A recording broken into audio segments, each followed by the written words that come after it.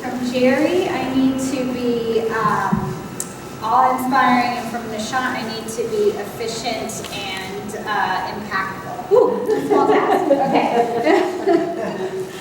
Thank you all for being here today. I'm super excited to come out to Texas and speak with you all. I think I've met many of you over Zoom, and so it's nice to have that human interaction. So I'm Leslie Kelly.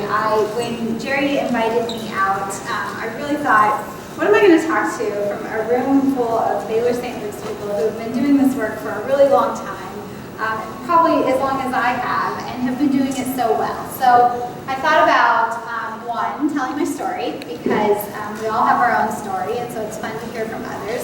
And then really talking about the things that hit home for me and what makes research and EVP full of passion, but also turning it into some of those best practices, making sure we do it well, because if we're going to do something, we should do it well. And so we're going to talk about some of that spirit of inquiry that Nishant was talking about, why it's so important, why we need to do it well and keep it alive, which is so hard to do when we're a magnet hospital. I come from a magnet facility.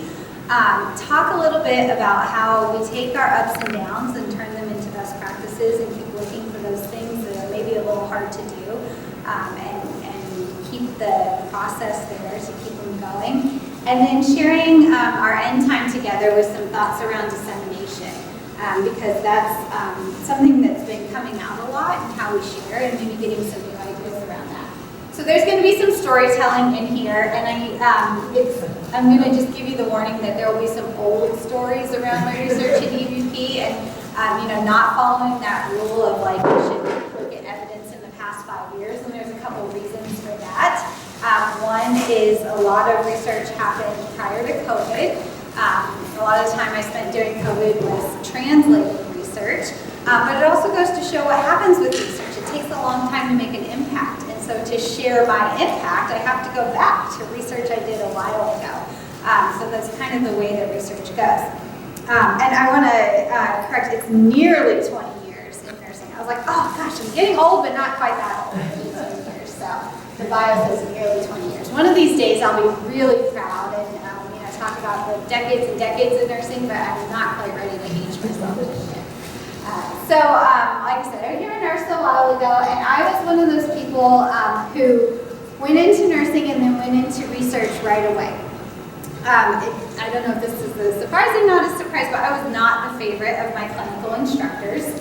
While all of my colleagues were working with their patients and doing that one-on-one care, I kind of had my head up, and I was looking at the processes on the unit, asking about staffing and workflows, and doing all the things that kind of drove my instructor crazy and was always getting me in trouble. My husband says if I was an engineer, I'd be an industrial engineer, because I like to know how processes and things worked. So it turns out I really liked research. So I went into my graduate program right after my undergraduate, 0 out of 5, do not recommend. But for those of you that do choose to do it, it gives you a lifetime and a career into research. And it ended up working out okay. I tell this story because everybody's journey is different, right? So this was a path that worked really great for me, but everybody comes into research for a different way. We all have that passion that ignites us in some different way and gets us there in some different way. So a lot of people find out maybe research isn't their thing in school. I taught research to undergraduates. I see it in their eyes. I know research is not their thing for a lot of undergraduates, but it can come out in other ways, and it just happened to come out early for me. I did my PhD. Turns out when you graduate with a PhD, just like when you graduate as a nurse, you actually don't know how to practice very well. And I did not know how to practice research very well. So I did a postdoctoral fellowship at the University of Pennsylvania, and that's where I truly learned how to do research. I spent a couple years at the Center for Health Outcomes and Policy Research with Dr. Aiken. I learned more courses, more hands-on research, really got into learning my skill and my trade of learning health services research. So the type of research I do is I look at nurses, how they're used in hospitals, and their impact on patient outcomes. I study nurses, how they're used in hospitals, and their impact on patient outcomes. I study nurses, how they're used in hospitals, and their impact on patient outcomes. It's really important to have your pitch. It's really important to understand what it is, what you do. And those of you that have posters or up here doing your podium, you'll get that and you'll nail it and you'll have it over and over. So I'm going to take Jerry's message and say, if you can have one thing that you can take home from today, take home the fact that when you're doing this work, you really need to have your pitch. Maybe you're talking to your C-suite, maybe you're talking to other nurses on your floor, maybe you're talking to healthcare workers from another profession, maybe you're talking to your mom and your dad, but you need to be able to tell them what you do in a really succinct, professional, and impactful way. And it took a long time to practice that and figure it out, and sometimes it changes. You know, I study clinician well-being and burnout in nurses so that we can help improve our profession and improve patient outcomes. So it can change. But it's really important to be able to say it, because if you start saying things that you're doing and it doesn't quite make sense, and then sometimes it really doesn't get to the point, that's where we sometimes lose people in nursing research and evidence-based practice. And so having that key takeaway is really important for you to make your point and for others. And that was a complete tangent that I didn't plan on saying, but it comes out a lot. And I learned that a lot as I was touring the hospital yesterday and talking to people, and it kind of reminded me. And the person that taught me that was one of my mentors at my postdoc. And I will say it took a good solid 6 months for me to learn how to drill down and say that. So back to the story, which is going on way too long, I apologize. But I got done with my postdoc. I decided, you know, it's great to do research. I know a little bit on how to do it now, but I haven't been a nurse very long, and so I want to be close to the work I want to do. And so I was very fortunate to land in a type of position where I could work in a hospital and I could also work for a university. And that gave me the opportunity to take the type of research I do and stay close to it. And that's been a passion of mine forever. So I am happy to be able to be part of working with the nurses and doing Nursing Research Council and EVP work, but I was also able to have some time carved out at the university to be a dedicated researcher and continue to hone my skills in my trade and my profession. And I had that 50% appointment for a very, very long time, and then my research started getting more and more, and I kind of went down to 30% at the hospital. And I spent a solid decade in Arizona between Arizona State University and the Banner Health System doing all that. Right about 2019, I heard about an opportunity to join a health system to be their nurse scientist. And I was in a health system that had 26 hospitals. This Dignity Health System only had 24 hospitals. I said, no, I don't want to join Dignity. I already have 26 hospitals. They said, well, actually, Dignity's going to join with this other health system, Catholic Health Initiatives, and it's going to be nearly 140 hospitals. I said, okay, maybe I'm interested. Because as a health services researcher, and that's what I do, I'm a health services researcher, I really study our workforce, right? The nurses and the impact on patient outcomes. And so when you think about the type of work we do and the ability to be close to that data and work with that data and work with the nurses in the hospital and their impact on patient outcomes, being able to have 140 hospitals makes a huge impact. If you've done anything with CommonSpirit, you know we have a lot of slogans and data that we use, and we say, depending on which statistics you're looking, we either have like an impact on 1 in 5 patients in this country, or 1 in 20 if you count more of our rural areas. So somewhere in between there, the work that we do with our CommonSpirit facilities impacts 1 in 20 Americans in this country. It's huge. It's huge. So obviously I was going to mess that up, right? We're making practice changes. We are changing lives in America for 1 in 20 people in this country. That's the kind of work that we're doing in our healthcare. So I think it's just such a huge opportunity, and so proud to work for an organization where we can scale up to that ability. So that is a little bit about my story and why I think it's so important that we build our professional practice, build our spirit of inquiry, and make these changes. And so as I talk about some of these things that I've done, that's the scale that I'm hoping for. So like I said, I joined in 2019. We all know what happened in 2020. It set us back a little bit, and a lot of my work during that time, as somebody who works on clinician well-being and burnout, was translating a lot of that work. But as I was telling the Research Council yesterday, I'm really getting back into now doing more primary research and working at that scale and building things up, and I'll be happy to tell you about some of those things. So let's start with that spirit of inquiry that Nishant was talking about, because it is the true building block of everything that we do in nursing research-based practice, and it's so important. So when I was thinking of one of the true tenets that we have to talk about today, it's really the spirit of inquiry. And I know it already exists here because of your magnet designation, but what I know is also so hard is keeping that spirit of inquiry alive, right? The magnet organization that I worked for, I know we often felt like it went like this. And we talk about keeping that spirit of inquiry alive because it's so important to have that culture of inquiry, right? It's not just a spirit that we're trying to keep out there, but it's that baseline culture. And so to do that, it's part of the people, it's part of our infrastructure, it's part of everything that we do. So it's asking that question, but it's making sure that we have the environment, the leadership, the people that make it open and friendly to ask that question so that we can always have the ability to change the practice. So what's the difference between some of these things? And I apologize, I keep turning to see what I wrote. I don't see it on the screen. What's the difference between the status quo and the spirit of inquiry, right? As we build that spirit of inquiry, we're staying away from the status quo. So instead of saying we've always done it that way, we're questioning the way we do things. The slip that we can have in changing our practice is having it come down, right? Don't you love when people say, oh, it came down from the top, and not measuring that change. So making sure that the changes that we make have those measures before and after. And it's so hard to do, I know it. We're out there, it's hard to make those changes. But if we don't measure, we don't know those changes are made. Having the same processes without having any reevaluation. We did great things in 2015, we had all these projects. 5 years later, we don't have any projects, right? So making sure that it's a continuous reevaluation. It doesn't mean we have to come up with 5 new things every year, but it also means we have to reevaluate the work that we've done. Because we can see now that things are changing fast. AI is brand new, right? What's going to be new in 6 months? We have to make sure that we're constantly keeping up on it. And having those new ideas and being open to those new ideas. Speaking of AI, it's amazing how sometimes nursing profession gets in the way of our own ideas. And so we want to make sure that we're open to the new things that are coming our way. So where do these ideas come from, right?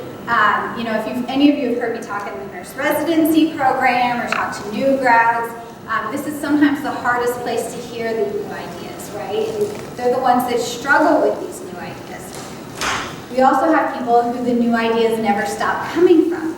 So 2 main areas that we often try to foster those areas.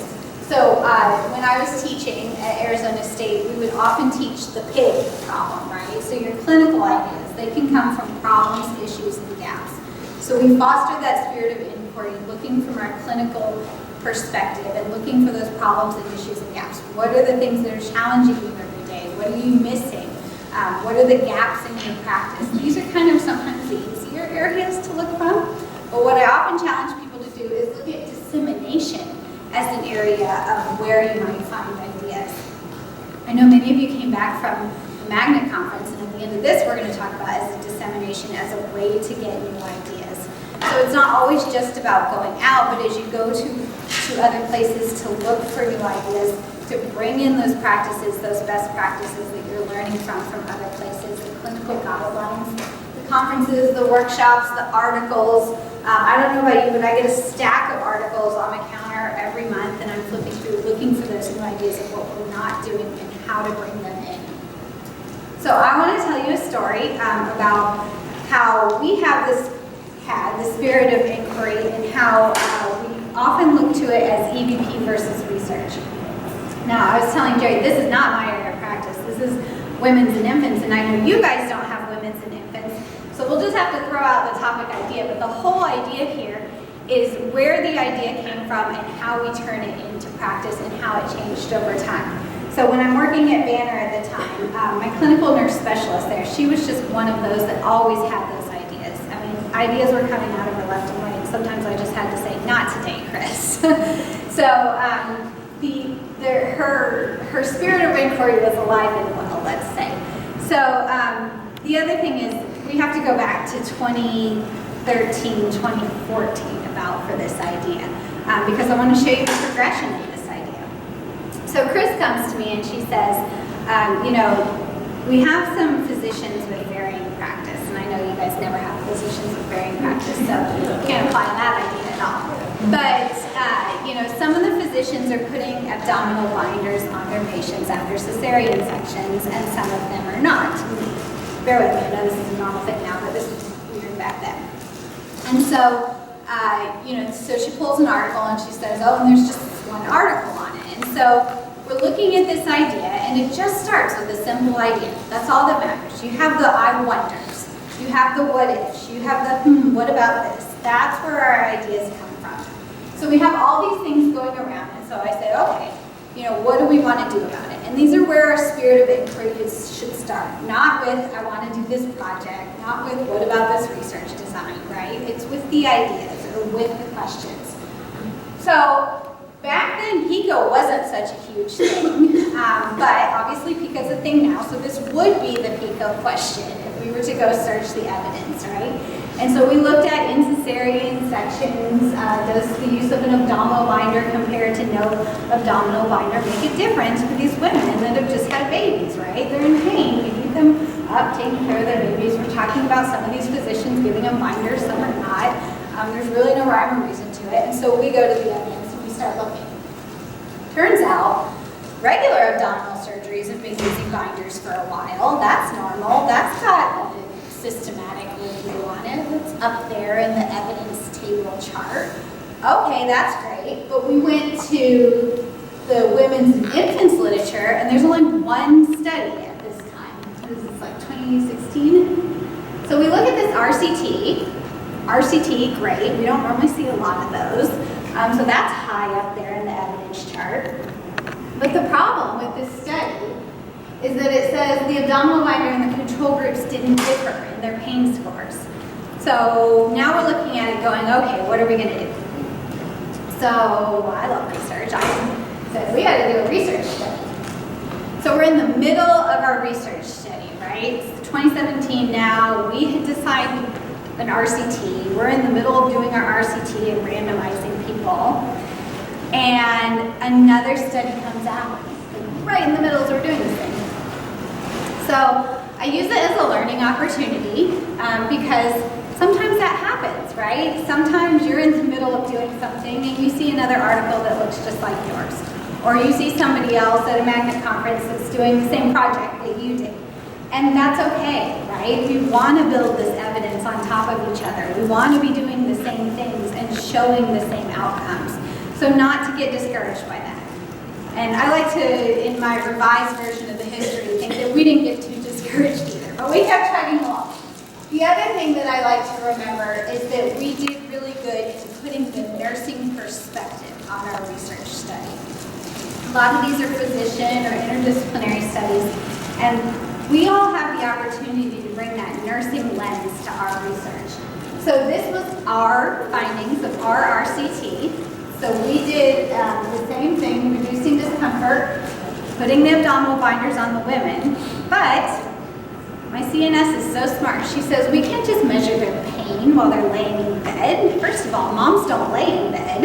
And second of all, what is that going to do if we just ask them their pain laying in bed? So we made sure we designed our study when they got up and walked. So we had a time point when they got up and walked, and that's when we asked them their pain. And we were able to show a difference. And then, of course, we also did other outcomes like their pain meds, too. We were able to show a difference there, too. So I feel like we put that nursing lens on it and contributed to the literature as well there. So that was our research contribution, giving to that spirit of inquiry, 2017.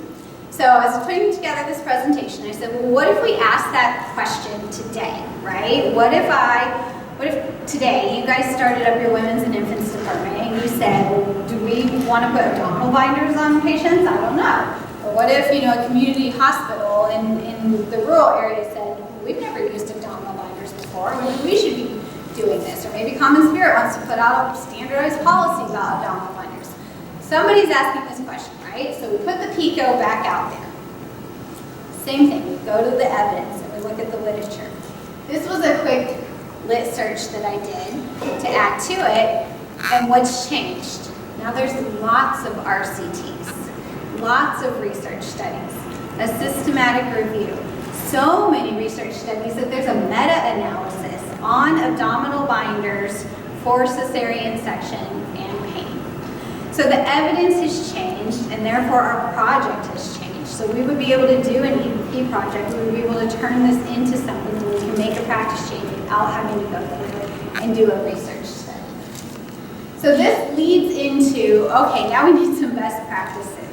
I felt like we were winging it a little bit back then, but now we certainly have ways that guide us and take us through. One of those I really want to share.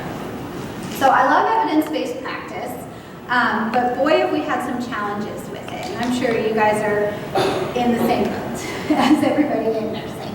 So these are just some of the things that we hear around why evidence practice is so hard. It's old habits, human culture, staff are resistant to change, we don't have time, there's a lack of understanding, and there are absolutely legit reasons.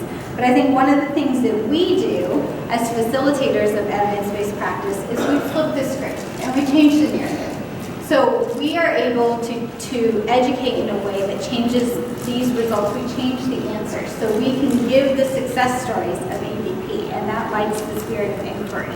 We can talk about having the buy-in. We can talk about being champions of change or making it an easier process to understand or giving the education. And one of the things that I hope we've done in this best practice is that we created some structure around this confusion with EVP models and frameworks. So one of the things that has always driven me a little nuts about EVP, for better or worse, I don't know, is all the models that exist out there. So to me, EVP has basic steps. Sometimes they say they're 5, sometimes they say they're 6, but all parts of EVP are about the same. Turns out, this again was my last check right before this presentation, did a quick search, and I found this scoping review that says on latest count, there's 19 different models of evidence-based practice. I can name about 5, but I don't know where the other ones come from. So you've got your IO, your Hopkins, your ARC. I won't go through the rest of them. But a model is basically someone's way of telling you how you should do something, right? How you should carry out that process. It doesn't always make it easier for people trying to go through this, right? So it's helpful in the steps as we're in the weeds and we're learning and we're reviewing articles and things, but I think we often create confusion for ourselves around it. One of the things that we sat down and did as a council at Common Spirit to try and create a best practice is to put a framework on what we do. And that is to help go from that spirit of inquiry all the way down to dissemination. And so we created this Common Spirit Health Research and EVP framework. And the framework just being an overarching process guide, right? We're not telling you how to do your project or what steps to take, but instead we're giving you this overarching process guide. And this encompasses both research and EVP because the steps are very similar, right? And so in this framework, we always start with the inquiry that we just talked about because that's truly our baseline of where we should start, right? The I wonder, the question, the problem issue gap, right? We're not going to jump to, I want to do this project with 2 groups that we compare to each other. We're going to start with what do we need to change? What's the issue that's bothering us? The inquiry has to lead us to the evidence. And this is where our models can come in, right? You can easily use a Hopkins model to help you appraise evidence, or if you prefer Iowa, or if you want to go to the Ohio State and have the fold, or any of these models. They're very helpful and useful. But either way, you're reviewing that evidence and synthesizing it. So the evidence is telling you which way you're going to go. Now, there's sometimes some wiggle room, right? We can look at an EVP project and say, I really kind of want to turn this into a research because I want a control group. But you can't always go the other way. If there's no evidence on something, there's no evidence on something, and you're doing a research project. So when we look at our evidence is telling us the answer. Are we doing research or are we doing EVP? So those first 3 steps are so critical to the work that we're doing and where our spirit of inquiry leads us, right? And so that's why we have mentors and we talk through this process, and we look at the evidence, and we spend a lot of time in this arena figuring out who's already done this work. I'll also do one last plug. This is why it's so important to publish your work, right? All this work and energy and effort that you've got going and you've got doing, you've got to publish it and get it out there. So we're not reinventing the wheel over and over, and it's already being seen and it's out there. So the next part is implementation. And what I think often gets confused is that it gets shoved up in there to that first part, and they say, oh, just all that first part is an EVP project and then we're done. Implementation is its own unique step, and I didn't even do a scope interview on the number of implementation models that are out there. Often we don't even use a model for implementation, but implementation has a process for how you carry it out, how you make sure it's sustainable. So in this case, I just want to give you some tips for success on implementation. So making sure that when you do implement something, you're taking some time to understand how it should look and how to make sure it's sustainable and successful. So if you've taken the time to go through your evidence, there's evidence on your topic, you want to implement a practice change.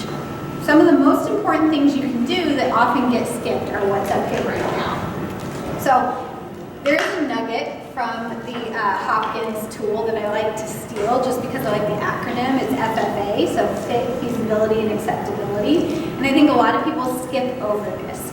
So you've got your whole project idea, you've seen the evidence, you're ready to get it into action, but sometimes we just jump right in there and we forget to do, these are basically what I call a gut check, right?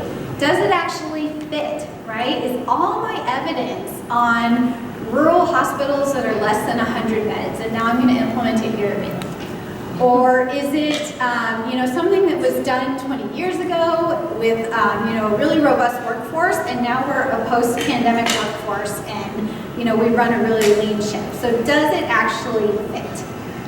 Is it feasible? Is it something that I can carry out? Do you have to have a respiratory therapist to do this project? And we don't have a respiratory therapist who's constantly, staffed on our unit. Is it feasible because we have to have a certain vendor product and there is no way that we're changing this vendor product, right? So again, these are gut checks. And then of course, most important is acceptability. It may be an amazing project. It's completely feasible. It's a great fit. It's going to have amazing outcomes, but you don't have a CNO right now and no one's going to approve it. Or we just had a merger and no changes are happening. None of these things have ever happened to us, right? So sometimes we have to make sure that things align in our approval system and making sure that it's the right timing for our EVP as well. It's not always a no, but it's making sure that our acceptability is right for what we want to do. So making sure we don't bypass some of these FFAs and making sure that we're able to go through and do what we need to do. Now the next one often gets overlooked because when we're doing EVP, we often like to pick up the team that did all that work on the evidence and the articles and then just put them right into our implementation team and try to keep going. And your implementation team is not always, and I'd like to probably say most of the time, not the same as your implementation team.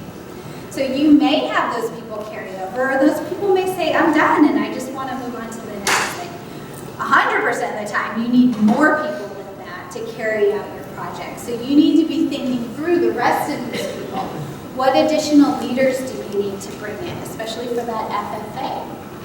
Who are your change champions? So your champions are going to be the people that may not be on your EVP team, but they're going to be the ones that are going to go out, make those initial changes, or be your data collectors, or be people that are going to be part of that implementation team to help you carry out that project. And then stakeholders are always outside of nursing. As much as we'd love to do a project that's just within nursing and keep it all within our tight little control, it just doesn't work that way in healthcare. So our stakeholders are always larger with outside of nursing, and we have to figure out who is part of our stakeholder group. Does dietary need to be involved? Do we need to look at supply chain? Are there other people that need to be involved? And that leads right into the next one. I promise I didn't plan this way, which is how we look at sustainability, right? If I'm collecting data for this EVP project on paper, I don't want to do that for the rest of my nursing career. How am I going to get it into the EHR eventually? What team do I need to talk to down the road? So thinking about sustainability even as I'm building my project from the very beginning. So what workflow, what processes do I need to keep going through? And then finally, the follow-through on all of this. I love working with EVP teams, and I always ask them, what does success look like for you? If they say getting through the EVP project, we have a little bit of a conversation we need to have, because it always needs to be, where does it go from here? Hopefully, it's not just your unit. Hopefully, it's expanding to the entire specialty, or expanding to the whole hospital. Or, again, we have this amazing ability to be part of a division in the system, which I know we don't always love, but this is the amazing part of healthcare, that we get to change practice for so many people. And that's such a blessing to have, because it means we don't have to reinvent the wheel over and over. So as you're doing your project, think of it this way. If I didn't love what I was doing, at least I get to save it from somebody else, right? And I can change the practice for someone all at once. And that's a really amazing thing to do, because then we're making it better, and that person can move on and change practice for someone else. Okay, so the last part of this, the disseminate part, I actually turned into a whole other part of the presentation, because I think it's that important to talk about. I wanted to go over a few different types of dissemination. Obviously, we're used to the first ones.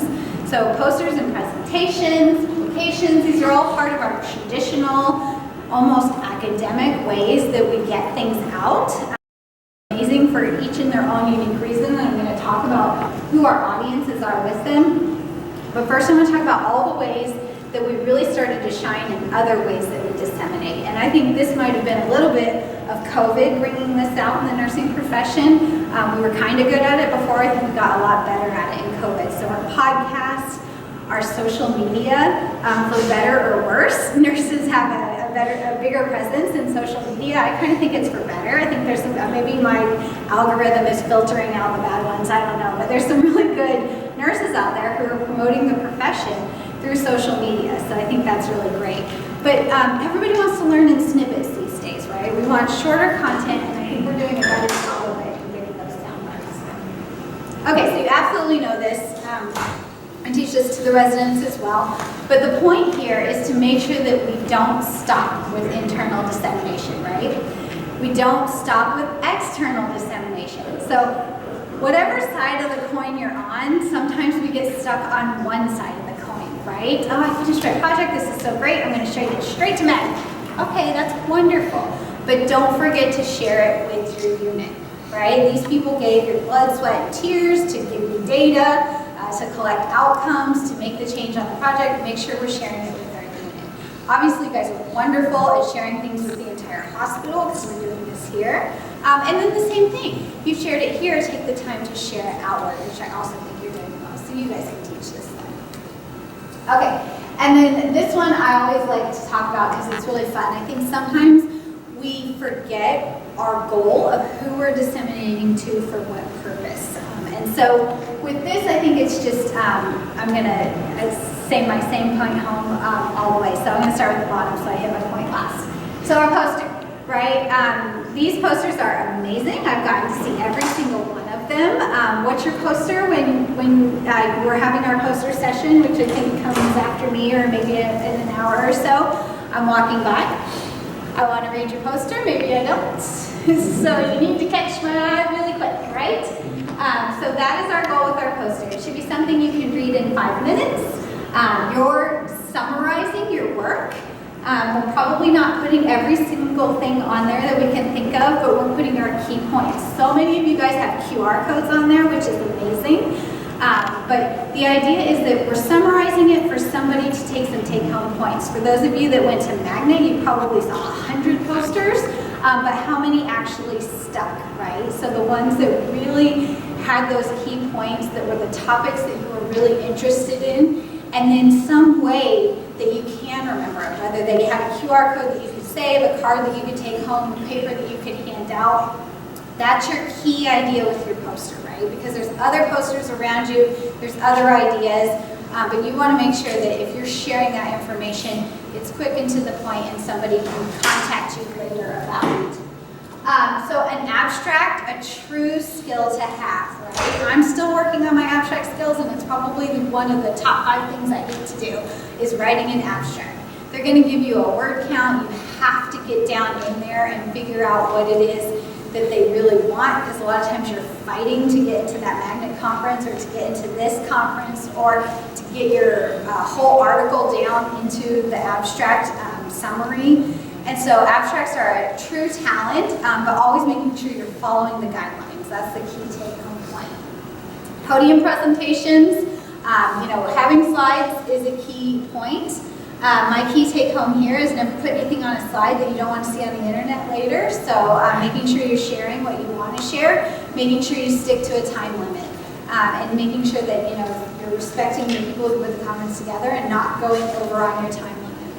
And then manuscripts. So that's the key point I want to take home. You could do all of those things down below. I could do them all day, every day, for the rest of my life. I could spend every moment of my waking hour presenting podium presentations and poster presentations until the day I die, and I still will never hit as many people as I will hit publishing an article.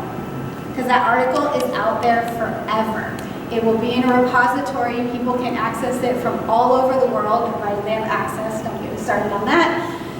And it will live on forever. So if you're going to do the work, please, please, please publish it, because that is how you get your work out there over and over for people to see.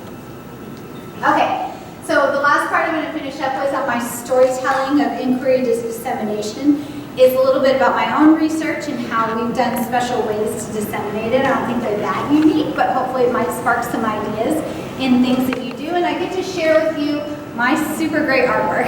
It was just to give you something else to look at besides words on a slide, but it'll visually depict how this story goes about.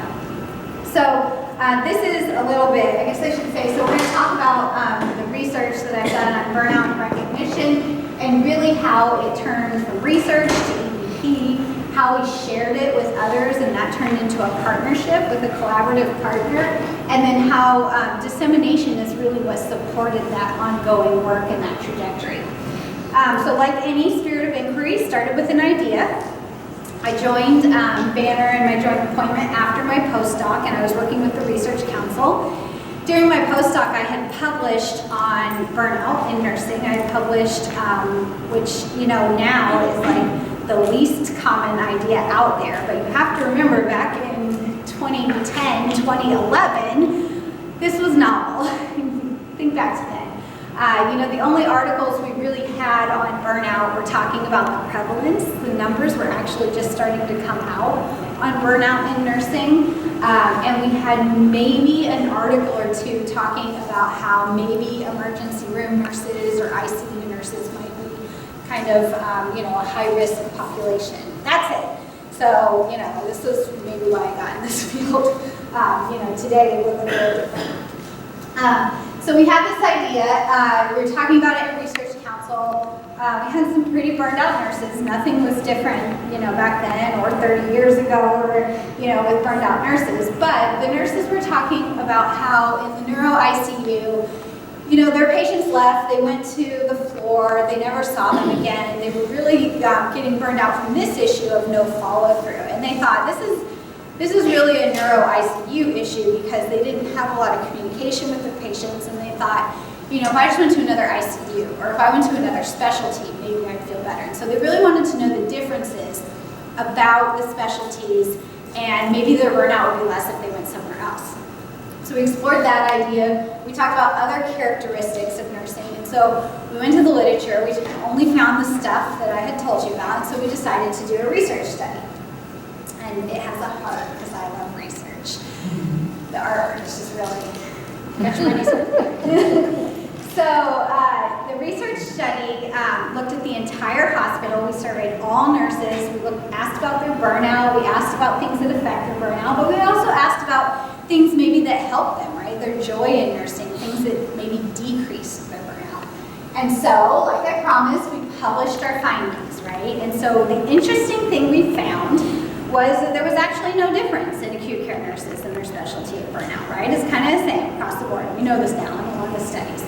But the one thing that we did find is that those nurses that had been meaningfully recognized is that they had a lower burnout. And we used the DAISY nomination as a proxy for meaningful recognition. So that was a significant finding for us.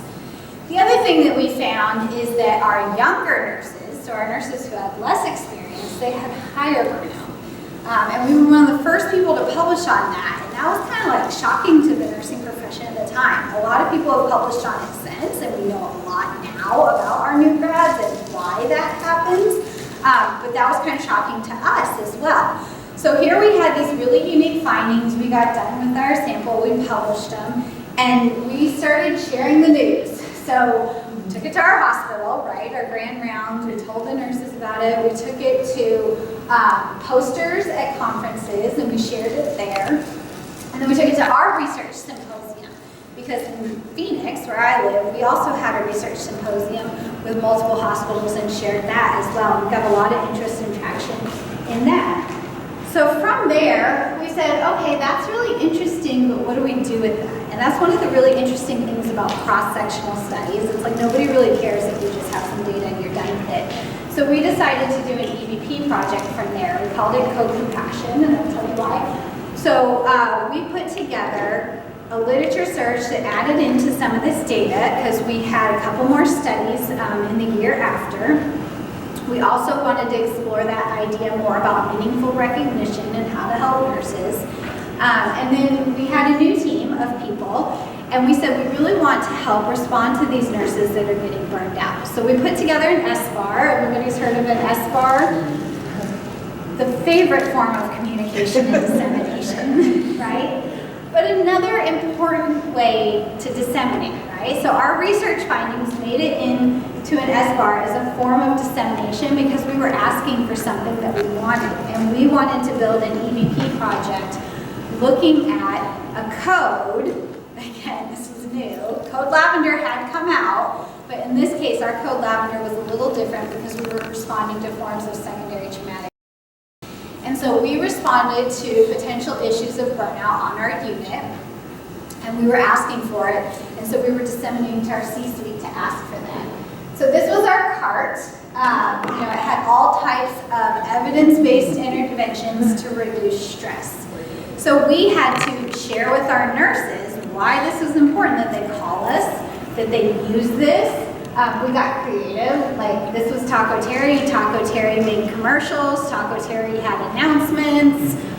So another form of dissemination. Did the nurses know that we were sharing EVP and research findings with them? A little bit, because we had citations on Taco Terry's announcements, but also it was a way to share our evidence with the staff, to share our findings, and so we were being a little creative there. That EVP project, pre and post measures with it, surveys, it was a full EVP project, turned into what we call Code Compassion. We presented it, that was our internal presentation and our manuscript, right? Because you have to get your manuscript out. And so our manuscript shared about how our compassion intervention helped support the nurses. We also shared it with all of our sister facilities in our health system to help build up that intervention. And they put their own unique spin on it. They worked with ways to help decrease burnout as well.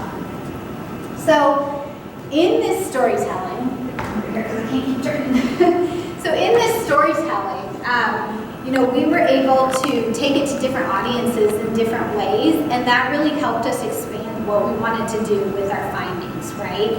Not everybody wanted a poster, not everybody wanted an abstract or a podium presentation, but sometimes doing the storytelling that we needed to do helped garner the support or the funding that we needed. I took it out of here for the sake of time, but one of the most powerful ways that we told our story was the use of videos. So Christina to my right, and then Damaris to my right as well, were nurses who were part of the project that were just completely burnt out in their ICU. So not only through participating in the research in EVP, but also through hearing the stories of others, they were so motivated. Damaris went back to school, Christina took a new position, but they also were able to verbalize how burned out they were and how much they understood from reading evidence. Those stories helped our leadership understand. So the videos, the individual storytelling, such a powerful form of dissemination. We ended up taking the full project, research study from EVP project, to the Magnet Conference. One of the biggest places I've probably presented. This is obviously pre-pandemic. I think they closed the room like 15 minutes before it started. I know they still do this now. But afterwards, the line was like 30 people deep. And again, I preface this with, this was back in 2016, I think, so we know a lot about burnout now. But when you think back to what we didn't know about burnout and how people were beginning to understand this concept and what to do for their nursing staff, you can apply that to maybe some of the things we're starting to learn today, right? And how we share and how this got out. And so we were able to set up ways to communicate with other hospitals so that they could go home and start Code Compassion cards for their staff. So from there, who was in our audience but the DAISY Foundation? So as they're hearing their findings about DAISY nomination and the power of DAISY nomination, certainly they were captivated by that and they wanted to help expand. So we partnered with the DAISY Foundation to do additional research. Now I say that with caution because not every industry is a great sponsor, right? In this case it's a nonprofit, so we have to be careful who we partner with in our research. But in this case, we were able to receive a little bit of funding, partner with them in a way that didn't put any bias into our research, and we were able to complete some additional research. We expanded our study to a national sample of hospitals, and we were able to replicate those findings that showed having a DAISY nomination was super important to having lower odds of burnout.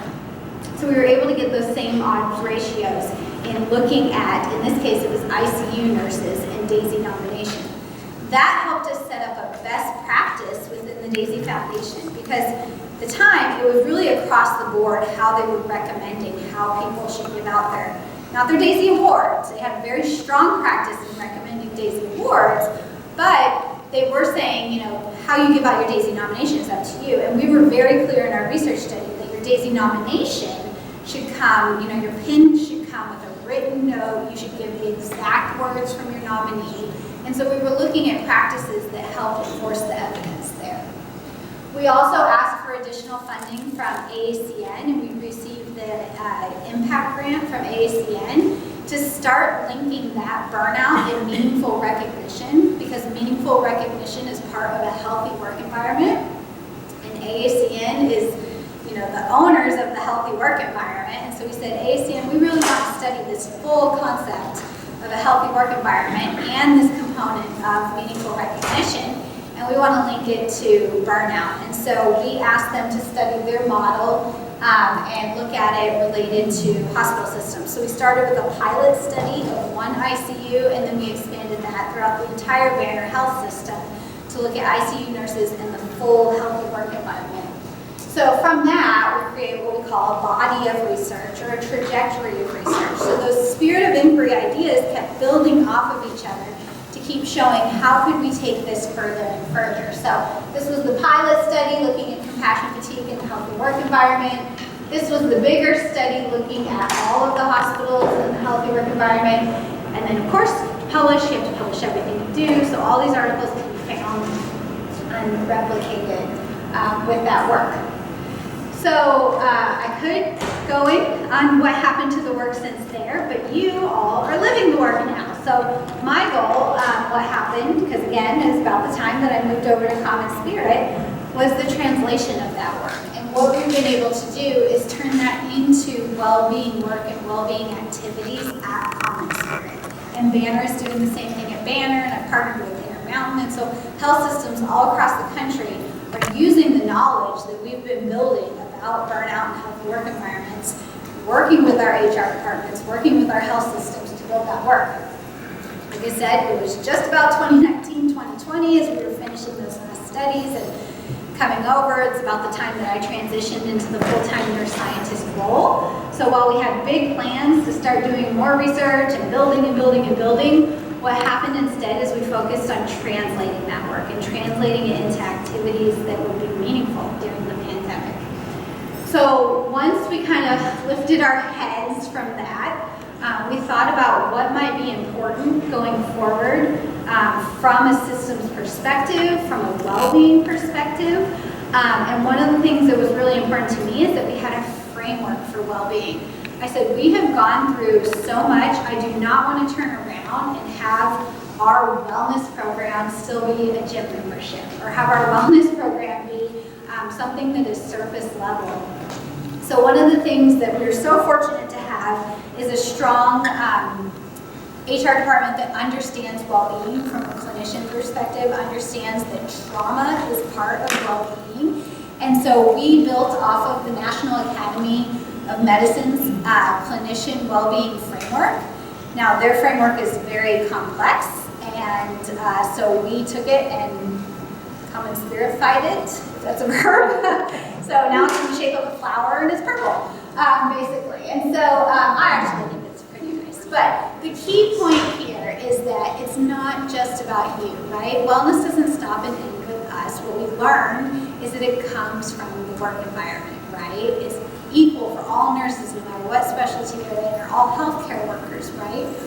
I could do a whole nother hour on well-being. I'd love to come back and do a whole nother hour on well-being, but what we know is that it's not us that causes burnout, right? It's our work environment. And so our framework has to include our work environment. And so we are fortunate to have a framework that guides our decisions, that guides our well-being, that guides our programs and our actions and the things that we do, that includes our environment and our community.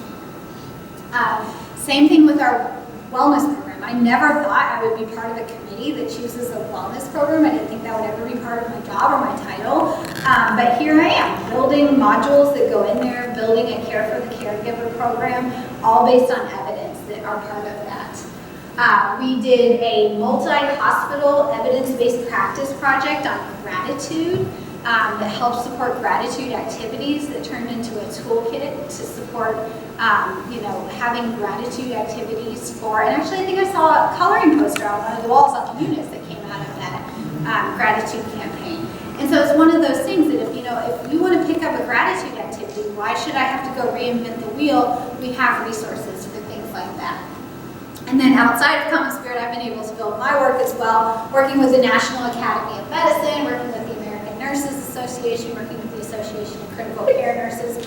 So it really builds on that trajectory of research of how we can disseminate through our professional associations, through our national associations, to make sure that it's at a higher level to keep that practice going. So I don't know if that inspired any ideas about potential in our future, but I think I need to stop there to stick to my time limits and be respectful. But I hope we get to talk more. I'm looking forward to hearing all of your presentations, and I really appreciate you inviting me out. I'm going to end on this. Jane Goodall is definitely one of our scientists, women scientists that I adore. And she says, what you do makes a difference, and you have to decide what type of difference you want to make. I know you are all here making a difference in the lives of Baylor patients, your division patients, and all the patients that Common Spirit lives, so I thank you.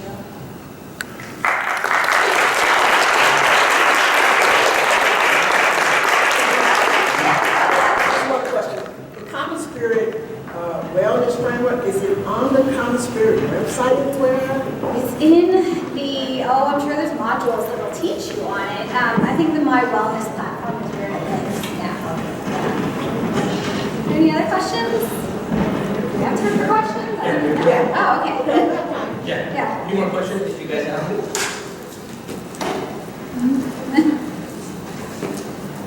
Anyone else? Okay. Thank you, Dr.